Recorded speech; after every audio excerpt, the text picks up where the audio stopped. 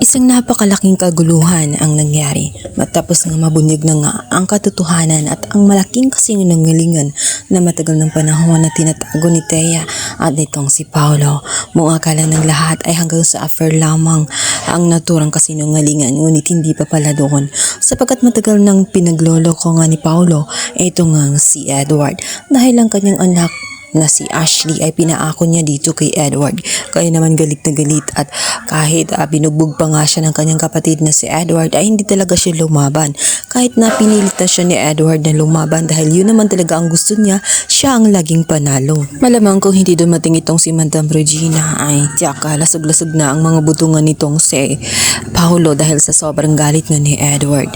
Ngunit walang magawa itong si Paolo kundi hayaan na lang ang kanyang kapatid na ilabas ang malaking galit sa kanya dahil naman talagang walang kapatawaran ang kanyang ginawa pagdating nga kay Edward.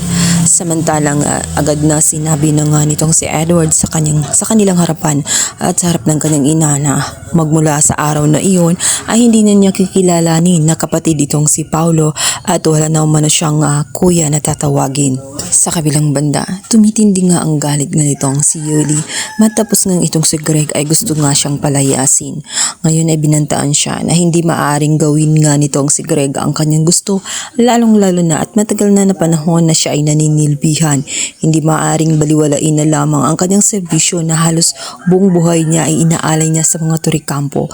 Kaya naman binantaan niya ito at sinabihan na sa oras na gagawin nga ni Greg ang bagay na iyon, maaring ilalantad nga ni Yuli ang mga alam niya tungkol nga dito kay Greg. Ano pa kaya ang hindi alam ng lahat na tanging si Yuli lang ang nakakaalam tungkol sa katauhan nga nitong si Greg.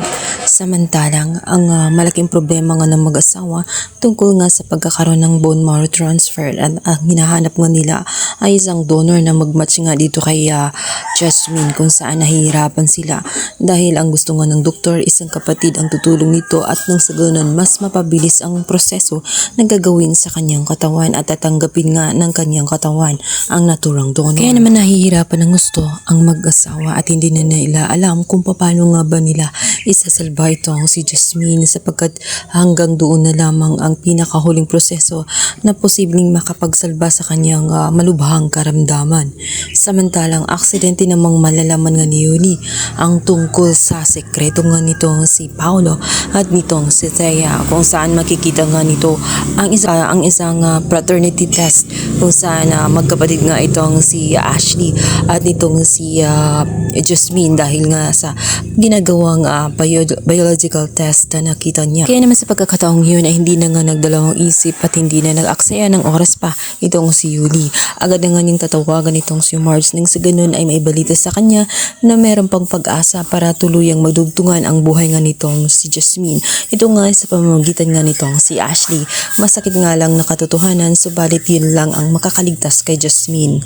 Maaari kaya nga mapapatawad din kahulihan nga nitong si Marge ang ginawa nga nitong si Thea at nitong si Paolo.